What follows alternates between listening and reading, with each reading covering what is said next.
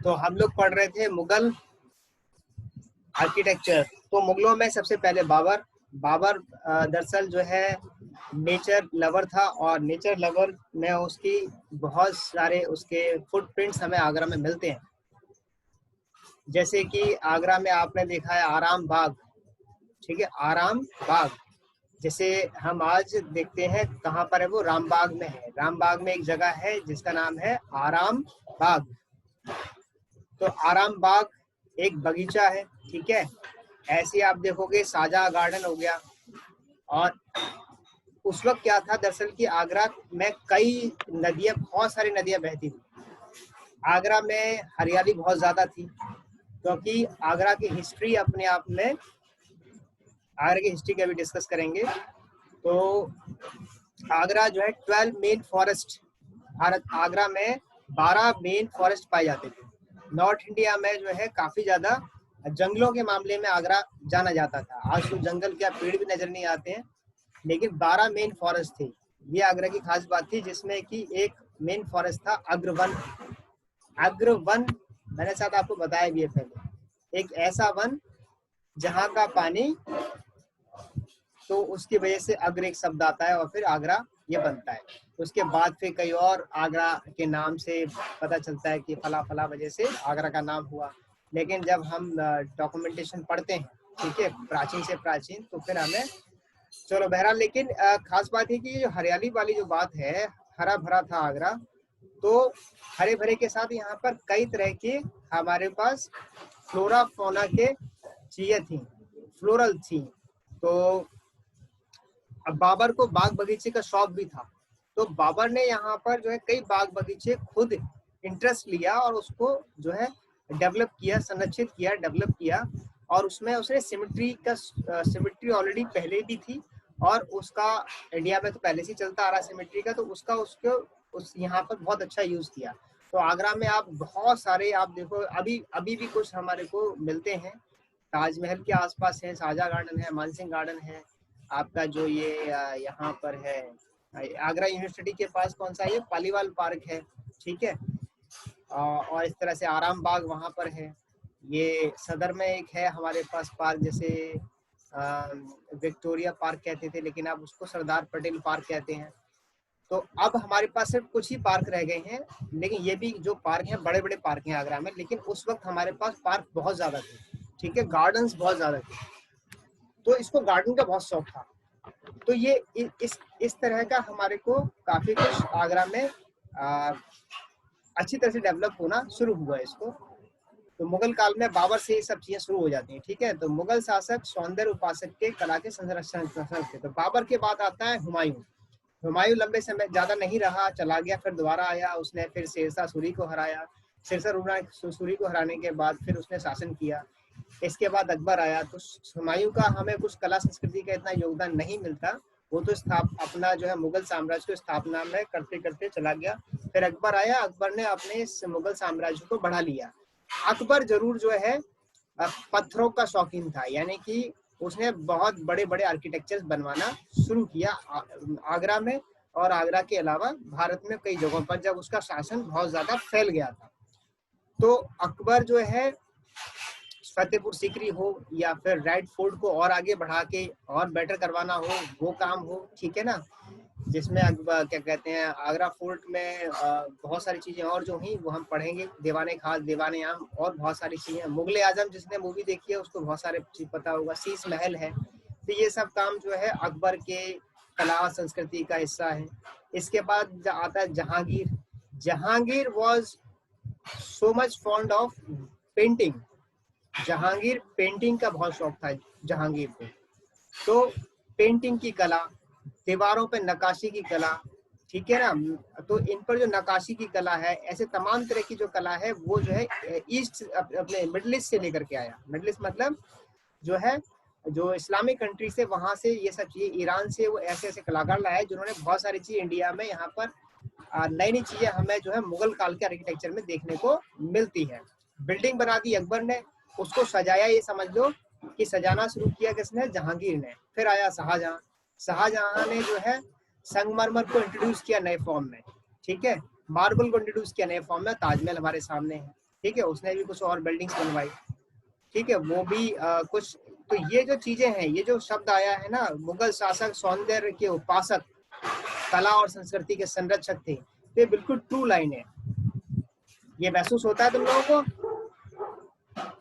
तो ये हम उनके जब ये सब देखते हैं, इसके बाद अगर हम औरंगजेब तक आए, तो औरंगजेब का इंटरेस्ट इन सब चीजों में तो नहीं था, लेकिन औरंगजेब का एक भाई था या बेटा था, दारा शिको, उसका इंटरेस्ट जो है राइटिंग में था, वो लिखता था, वो जो है एक बहुत बड़ा शायर था दारा शिको, तो वो लिखने में उसको इंटरेस्ट था। ऐसी सबसे लास्ट जो मुगल शासक था, सबसे लास्ट मुगल शासक कौन था? Bahadur Shah Zafar. He was a great poet of that time, वो अपने समय का बड़ा एक पोइट था, ठीक है, बहादुर शाह जफर। तो अगर हम देखें बाबर से लेकर के बहादुर शाह जफर तक, हम ये सब पाते हैं कि ये लोग जो हैं कला संस्कृति इन सब में उन्होंने का काफी इंटरेस्ट था, ठीक है, आर्ट आर्किटेक्चर कल्चरल थिंग्स, इसमें उन्होंने काफी। और यही एक पीरियड था कि इंडिया में एक नई तरह की संस्कृति का उदय होता है। हालांकि वो उदय पहले से ही हो गया, जब मिडिल पीरियड स्टार्ट हुआ था, ठीक है, जब सल्तनत काल से, जब हमारे देश में सल्तनत काल में लोगों का आना हुआ, तो एक इंडिया की कल्चर और जो है इस्लामिक देशों की कल्चर मिलकर के एक नई तरह की जो है हमारे यहाँ पे कल्चर डेवलप हो रही थी। ये कल्चर काफी फ्लोरिश हुई, काफी आगे बढ़ी, और मुगल काल में इसमें और ज्यादा वृद्धि हुई। तो ये बातें मुगल पीरियड में आती हैं, और इन्हीं बातों से यही सारी खूबसूरती हमें जो है यहाँ की बिल्डिंग्स में भी देखने को मिलती है, मुगल काल की बिल्डिंग्स में। तो मुगल शासक सौंदर्य के उपासक, कला के संरक्षक थे। उन्होंने भारत में सुंदर शहरों भवनों का निर्माण किया। मेहराबों और गुंबदों के प्रयोग से 13वीं शताब्दी में ही भारत में स्थापत्य की नई शैली प्रवेश हो चुकी थी, ठीक है। गुम्बद और मेहराबें तो पहले से आगे, जो हमने इससे पहले वाले डॉक्यूमेंट में पढ़ा, ठीक है। और ये चल रहा है, बाबर आया 15वीं शताब्दी में, तो 13वीं शताब्दी में मेहराबे गुम्बदों के प्रयोग इंडो इस्लामिक आर्किटेक्चर में होना शुरू हो चुके थे, और ठीक है, तो ये स्थापत्य कला पहले से हो चुकी थी। मुगलों ने इस परंपरा को आगे बढ़ाया और इसे तुर्की शैली की पूर्ववर्ती शैली से साथ मिलाकर एक नई स्थापत्य कला का निर्माण किया। मसलन मेहराबों के साथ साथ सहतीरों का प्रयोग किया जाने लगा। इसके परिणाम स्वरूप स्थापत्य की एक अनूठी और नई शैली विकसित हुई। हम फोटोग्राफ्स को देख करके सब चीजों को महसूस करेंगे, ये सब चीजें क्या है, ठीक है ना। मेहराब क्या होता है, गुंबद क्या होता है, छतरी क्या होती है, सहतीर क्या होते हैं, ठीक है, ये सब चीजें हमें समझनी है। बाबर के पास बड़े बड़े भवनों का निर्माण कराने का समय नहीं था। इसके बावजूद उसने अपनी सांस्कृतिक पृष्ठभूमि के आधार पर भारत में कई बाग लगवाए, बाग बगीचे। अपने संस्मरण में बाबरनामा में वह कुछ मंडपों का भी उल्लेख करता है, यानी कि जहां उसने बाग बगीचे लगाए, वहां पे उसने मंडप भी बनवाए, ठीक है। मंडप की, जैसे कि 4 पिलर पर एक मंडप खड़ा है, और ऊपर जो है डोम लाइक, लेकिन उसको एक शेप दे करके उसके ऊपर एक, तो ये हमें आराम बाग में या फिर कई जगह पर ऐसी चीजें दिखाई दे जाती हैं, बड़े बड़े भी दिखाई दे जाते हैं। और फिर उसके बाद दुर्भाग्यवश इस प्रकार की बहुत कम इमारतें बची हैं, यानी कि जो बाबर के समय की कुछ मंडपों वाली चीजें हैं वो कम बची हैं। हुमायूं के काल में भवन निर्माण के क्षेत्र में कोई उल्लेखनीय प्रगति नहीं हुई, क्योंकि इसका पीरियड कम था, इसका पीरियड थोड़ा सा कम था, किसका? हुमायूं का। हालांकि लंबे समय तक ईरानी यानी कि पर्शियन संस्कृति के संपर्क में रहने के कारण उसके द्वारा निर्मित मकबरे में ईरानी प्रभाव स्पष्ट दिखाई देता है, ठीक है, ईरान की संस्कृति की झलक यहाँ दिखाई देती है। इस मकान का निर्माण उसकी पत्नी हमीदा बानो बेगम के निरीक्षण में हुआ था। हमीदा बानो बेगम ने किया था। एक मिनट होल्ड करना।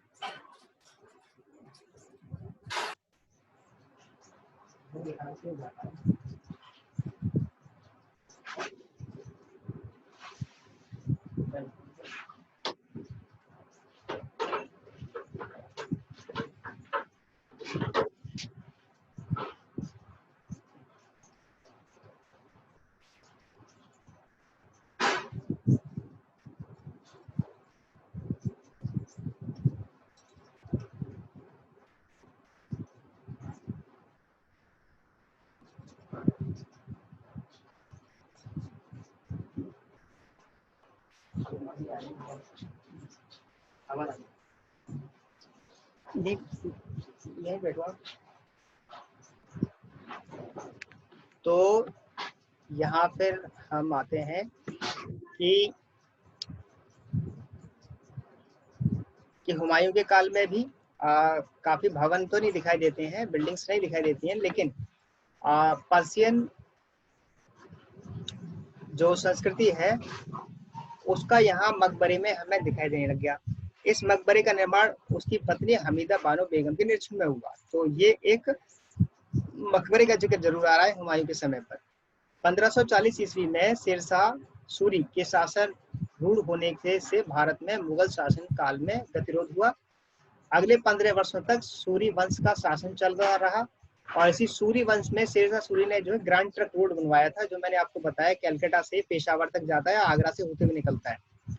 जो अभी दिल्ली वाला हाईवे है, ये दरअसल आगरा दिल्ली वाला हाईवे, ये जो है ग्रैंड ट्रंक रोड है, जीटी रोड जिसे कहते हैं हम, कलकत्ता से पेशावर पाकिस्तान तक फिलहाल में। तो ये जो पूरा एक रोड है, दरअसल ये रोड जो है शेरशाह सूरी ने बनवाया था। सूर शासन काल में कई भव्य निर्माणों का निर्माण हुआ। तो सूर इस वाले काल में, जो शेरशाह सूरी के काल में, बिहार में काफी ये सब चीजें हमें दिखाई देती है। वहां पर मस्जिदें मिलती हैं, मकबरे मिलते हैं शेरशाह सूरी के बनाए हुए। इनकी इमारतों में वस्तुतः भवन निर्माण के क्षेत्र में मुगल स्थापत्य को आधार प्रदान किया, ठीक है, जिसे मुगलों ने आगे विकसित किया। तो शेरशाह सूरी के ही काम को मुगलों ने भी आगे कैरी फॉरवर्ड किया। शेरशाह का मकबरा सासाराम सूरी स्थापत्य शैली का एक अनुपम नमूना है। इसमें वास्तुकार द्वारा भवन के आकार में वृद्धि के साथ साथ उसका निर्माण तालाब के बीचों बीच किया गया है और उस इमारत पर तक पहुंचने के लिए सेतु पथ का इस्तेमाल किया गया है। इसके अलावा इमारत की मंजिलें भी बढ़ाई गई। यह 5 मंजिलों की सुंदर पिरामिड संरचना का आभास देता है। तो सासाराम बिहार एक जगह, सासाराम बिहार में एक जगह है, ठीक है, एक डिस्ट्रिक्ट है बिहार में सासाराम। वहां पर एक मकबरा है, उसका जिक्र हो रहा है जो शेरशाह सूरी ने बनवाया था। तो बिहार में इस्लामिक टूरिज्म भी है, तो वो भी मतलब बुद्धिस्ट टूरिज्म के साथ जो इस्लामिक टूरिज्म है उसमें भी लोग इंटरेस्ट लेते हैं। शेरशाह का मकबरा एक ऊंचे चबूतरे पर बना हुआ है जिसके चारों ओर सीढ़ियां बनी हुई हैं। यह चारों ओर तालाब से घिरा हुआ है। प्रवेश द्वार से मकबरे तक पहुंचने के लिए सेतु पथ बनाए हुए हैं। निचले प्लेटफॉर्म के ऊपर गुंबद बनाते समय ध्रुव स्थापित करने में एक भूल रह गई थी, जिसे इसके ऊपर एक और गुंबद बनाकर सुधारा गया। मुख्य इमारत में एक अष्टकोणीय कक्ष है। अष्टकोणीय कक्ष 8 कोण का एक कक्ष है जिसके चारों ओर छत्ते बने हुए हैं। छत पर कुछ अलग अलग फॉर्म्स बने हुए हैं। प्लेटफॉर्म के सभी कोनों में गुंबदनुमा छतरियां बनी हुई हैं, ठीक, चारों कोनों पर छतरियां रूबी कुछ, ठीक है ना, गुंबदनुमा। नीचे से ऊपर की ओर घटता अनुपात तथा चतुर्भुज यानी कि स्क्वायर में अष्टकोश यानी कि 8 कोण, ठीक है, 8 एंगल्स और वृत्त यानी कि सर्कल की उत्कृष्ट का नमूना पेश करता है। मेहराबों का आकार सूरी स्थापत्य की एक महत्वपूर्ण विशेषता है। इसके बीच के हिस्से में थोड़ी सपाटता है। यह मुगलों के चतुष्कोणीय ट्यूडर मेहराब के विकास के पूर्व की अंतिम चरण का द्योतक है था। मुगल काल स्थापत्य अकबर के काल से समृद्धि की ओर बढ़ने लगा। उसके विदेशी और देशी तत्वों के संगम से उत्पन्न शैली को प्रोत्साहित किया। यह भारतीय इस्लामी स्थापत्य शैली का सुंदर नमूना है जिसमें तुर्की शासन से पूर्व स्थापत्य तत्वों को भी शामिल किया गया है। तो आप एक बात देखो, खास बात कि हमें देखनी क्या है यहाँ पर, कि यहाँ पर आपको जैसे मैं ऐसे लिखने को दूंगा, किसी भी बिल्डिंग का ऐसे लिखना है, तो ऐसे लिखने में आपको ये शब्द इस्तेमाल करने पड़ेंगे जो शब्द यहाँ आ रहे हैं, इसीलिए हम इसकी रीडिंग करा रहे हैं, ठीक है। ऐसे तो हमारे जो सिलेबस के अकॉर्डिंग ये सब तो बहुत ज्यादा हो जाएगा पढ़ने में, लेकिन हो क्या रहा है कि जैसे आपको कोई क्वेश्चन दे दिया तो आपको लिखना कैसे है, इसकी प्रैक्टिस कैसे कराएं, तो उसकी हम थोड़ा प्रैक्टिकल प्रैक्टिस कर रहे हैं। अदरवाइज क्या लिखना होता है आपको, किसी आर्किटेक्चर का थोड़ा सा उसका हिस्ट्री और उसकी कुछ खास पॉइंट्स लिखने होते हैं, बस कुछ खास पॉइंट्स, लेकिन उसके लिए वो पता तो हो, तो उसके लिए आपको रीडिंग करनी पड़ेगी, कुछ स्थापत्य कलाओं की, कुछ आर्किटेक्चर की जरूर। क्योंकि आपके एग्जाम में आएगा नहीं तो।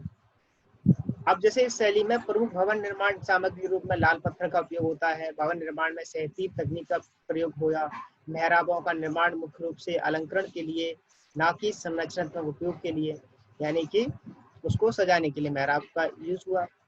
लोदी शैली में गुंबदों का प्रयोग, कभी कभी इन्हें खोखला भी रखा जाता था।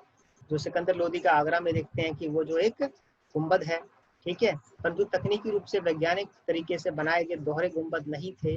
बहुआयामी धुरियां वाले स्तंभों का प्रयोग, स्तंभों पर संपूर्ण इमारत टिकी होती थी।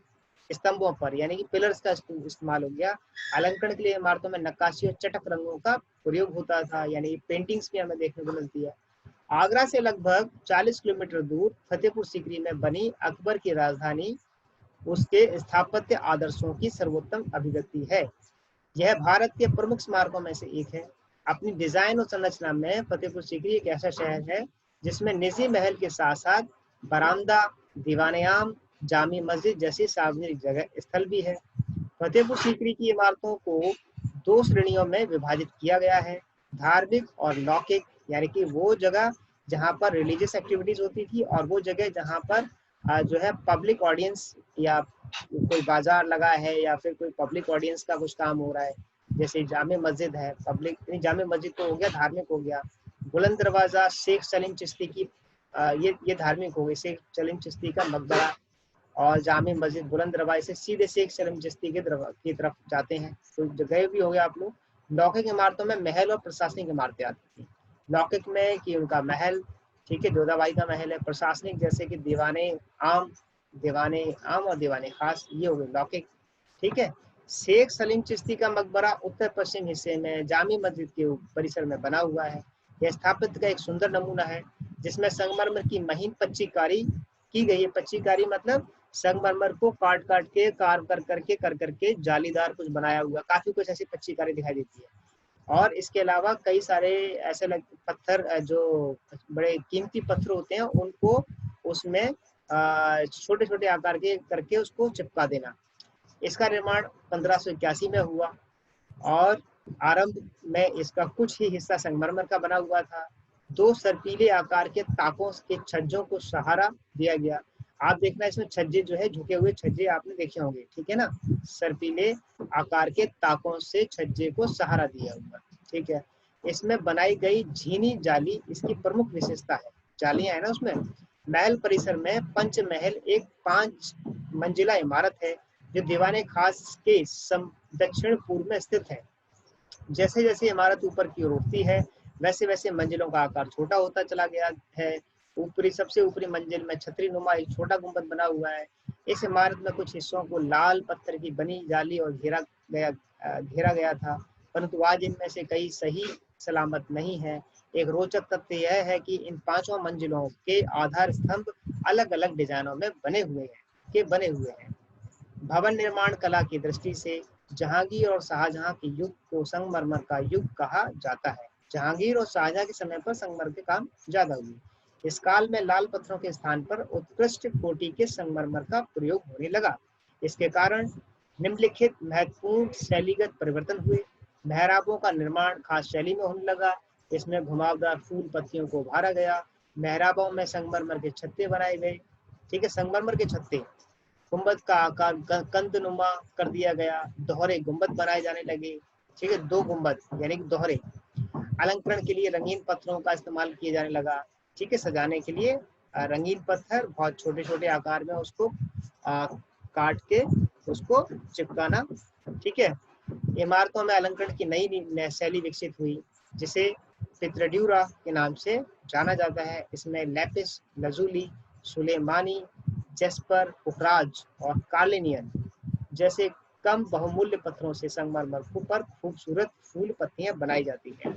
तो ये हम समझ सकते हैं कि अभी एंशिएंट से लेकर के अब तक के काल में जो मुगल पीरियड में स्थापत्य कला जो है सबसे चरम पर थी।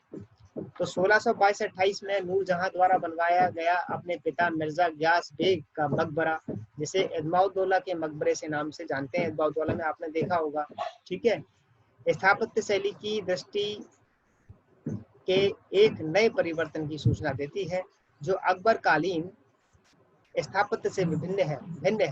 स्थापत्य की दृष्टि से यानी आर्किटेक्चर के एंगल से यह एक बदलाव की ओर संकेत करता है, जिसमें अकबर की इमारतों की स्थूलता से आगे बढ़ने का प्रयास दिखाई देता है। यह मकबरा एक चौकोर ढांचा है, जैसे एक चबूतरे पर बनाया गया है। इसके चारों ओर 4 अष्टकोणीय मीनारें हैं, 8 कोण की मीनारें लगी हैं, जिसकी छतें गुंबदनुमा है, गुंबदनुमा छत है। मुख्य कक्ष के चारों ओर एक बरामदा है, जिसमें संगमरमर पर सुंदर अलंकरण किया गया है।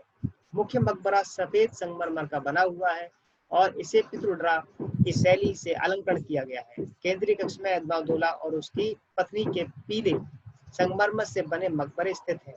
बगल के कक्ष में फूल पत्तियों से अलंकृत किए गए इस इमारत के चारों ओर लाल पत्थर के दरवाजे बने हुए हैं और इसके चारों ओर चौकोर बागान भी स्थित हैं। चौकोर चारों ओर जो चौकोर बागान यानी कि बगीचे हैं, ठीक है, सिमेट्री में। शाहजहां के शासनकाल में भवन निर्माण में संगमरमर का बहुतायत प्रयोग किया गया है। निसंदेह शाहजहां का ताजमहल उसकी सबसे बड़ी परियोजना, सबसे बड़ा उसका प्रोजेक्ट था, उपलब्धि थी। इस परिसर की योजना आयताकार है, ठीक है। सारा जो शाहजहां का ये शाहजहां ने जितना भी कुछ बनाया वो सारा, जैसे ताजमहल उसके आसपास, तो वो सब आयतकार है, आयतन रेक्टेंगुलर है, जिसके चारों ओर ऊंची दीवारें हैं। ताजमहल की बात हो रही है।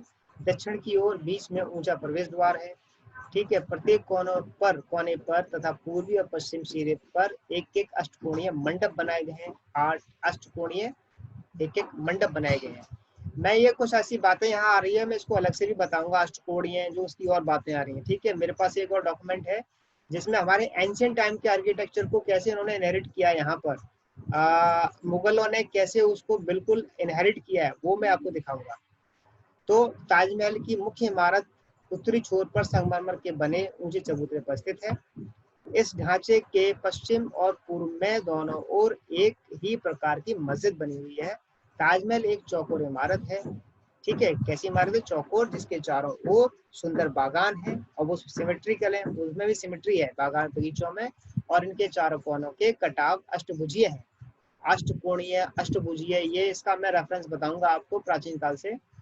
इस ढांचे के ऊपर एक सुंदर कंदनुमा गुंबद बनाया हुआ है। गुंबद, बार बार ये गुंबद देखो, ये चीज आ रही है, तो बहुत सारी चीज हमारी पहले से चलती आ रही है, जिसमें कमल नुमा, कमल, कंगूरा और धातु का बना कलश लगा हुआ है, कमल कलश। चबूतरे के चारों कोनों पर वृत्ताकार मीनारें खड़ी हैं। ये वृत्ताकार जो मीनारें खड़ी हैं, 4 जो मीनारें, ये इस्लामिक आर्किटेक्चर का यहाँ पर ऐड होता है, ठीक है। गुंबद इंडियन और जो मीनारें इस्लामिक, ठीक है। तो हो गया इंडो इस्लामिक, गुंबद इंडियन और मीनारें इस्लामिक, तो हो गया ये, क्या हो गया ये, इंडो इस्लामिक। तो चबूतरे के चारों कोनों पर वृत्ताकार मीनारें खड़ी हैं, जिसके ऊपर स्तंभ युक्त बुर्जी बनी हुई है। इमारत के भीतर एक केंद्रीय कक्ष है, जिसके अगल बगल छोटे कक्ष भी बने हुए हैं। ये सभी एक गलियारे से जुड़ते हैं। मुख्य कक्ष की आप अब उस गलियारे में क्या किया है कि वहां पर एक गैलरी भी बना दी है, जिसमें कुछ ऐतिहासिक कुछ फोटो वगैरह लगाए हुए हैं। अगर आपने देखा हो तो एक उन्होंने गैलरी बना दी है। मुख्य कक्ष की छत अर्धवर्ताकार है, जो दोहरे गुंबद की निचली परत भी है। बाहरी हिस्से में अलंकरण के लिए सुलेख कैलीग्राफी यानी कि लिखा हुआ है, और अंदरूनी हिस्से के पित्रडिया का उपयोग किया गया है। प्रमुख ढांचे के सामने बना हुआ बाग 4 हिस्सों में बटा हुआ है, जिसके बीच में 2 नहरें एक दूसरे को समकोण पर काटती हुई बहती हैं। उत्तर मुगल का, अब ये उत्तर मुगल काल यानी मुगल के काल के बाद, मुगल काल के उत्तर मुगल काल के दौरान बनी इमारतों में दिल्ली स्थित सफदरजंग, यानी कि जब मुगल काल का अंत हो रहा था तब दिल्ली में सफदरजंग बना। सफदरजंग का मकबरा ये मुगल काल का, यह भी एक बड़े बाग के बीच में स्थित है। इसमें ताजमहल की योजना की नकल की गई है। इस डिजाइन में सबसे महत्वपूर्ण परिवर्तन यह आया है कि मीनार स्वतंत्र ढांचा नहीं है। प्रमुख इमारतें तोरण युक्त चबूतरे पर स्थित है। यह 2 मंजिला इमारत है, इसके ऊपर एक बड़ा लगभग गोलाकार गुंबद है। मीनारें कंगूरे के रूप में खड़ी हैं और इसके ऊपर गुंबद नुमा बुर्जी बनी हुई है। इमारत लाल पत्थर से बनी है, जिसमें संगमरमर से पैनल बनाया गया है। मेहराबों के ऊपर हिस्सों पर अलंकरण कम किया गया है। ऐसी इमारतों की संरचना में के परिप्रेक्ष्य में इसकी संगति अच्छे से बैठाई गई है। तो ये थे आपका मुगल काल का Islamic architecture. Islamic and Indo Islamic. Islamic तो इस्लामिक में अगर हम डिस्कस करना चाहें तो कुतुब मीनार को डिस्कस कर सकते हैं। कुतुब मीनार अभी इसमें तो नहीं दिया है, कुतुब मीनार को आप अलग से पढ़ सकते हो, वो प्योर इस्लामिक आर्किटेक्चर है, प्योर इस्लामिक। और ये जो गुम्बद आता है अष्टकोणीय, यहाँ पर बार बार कुछ चीजें आ रही हैं, और कुछ मेहराबों का छतरी का काम हो गया, ये हमारा प्राचीन काल चलता हुआ रहा है। ठीक है, जैन आर्किटेक्चर में, बुद्धिस्ट आर्किटेक्चर में, ये सब हमारा कुछ पहले से चीजें चलती आ रही है। अब यहाँ पर क्या है कि पिलर्स नए तरह से मिलते हैं, नए तरह की नक्काशियां यहाँ पर मिलती है। किस टाइम है? मुगल काल में।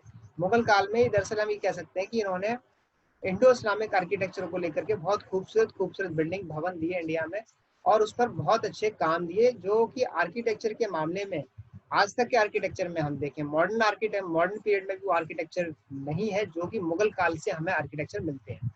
तो मुगल काल का जो आर्किटेक्चर है अभी तक के इतिहास में सबसे ज्यादा परफेक्ट है, और वर्ल्ड में वो अजूबा भी आप जानते हैं, दुनिया देख रही है। ठीक है, तो ये था कुछ मुगल कालीन। और इस पर अगर कुछ हम डिस्कस करेंगे तो मैं कुछ फोटोग्राफ दिखा करके आपको आगरा के सभी का अलग से डिस्कशन करेंगे।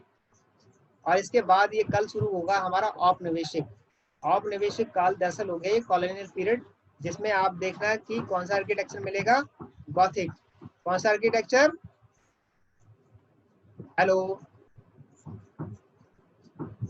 Hello, Gothic. गॉथिक। ठीक है, हाँ। तो हमारे मिडिल पीरियड जब एंड होगा, मिडिल पीरियड में थोड़ा सा और देखेंगे, और फिर लास्ट में आएगा कॉलोनियल पीरियड, जिसमें हमारा गॉथिक आर्किटेक्चर। यही मैंने आपको रेफरेंस दिया था वहां पर। ठीक है ना, इस्लामिक, इंडो इस्लामिक, और फिर कॉलोनियल पीरियड में गॉथिक। तो एंशिएंट से लेकर के गॉथिक तक हम आ रहे थे, यानी कि कॉलोनियल पीरियड तक आ रहे थे। तो ये हम करते हैं कल में, और आज के लिए इसमें इतना ही। Let's start your housekeeping class. तो अभी मैं इसको बंद कर रहा हूँ और एक नया सेशन स्टार्ट करते हैं। नए सेशन से इसको स्टॉप करता हूँ मैं।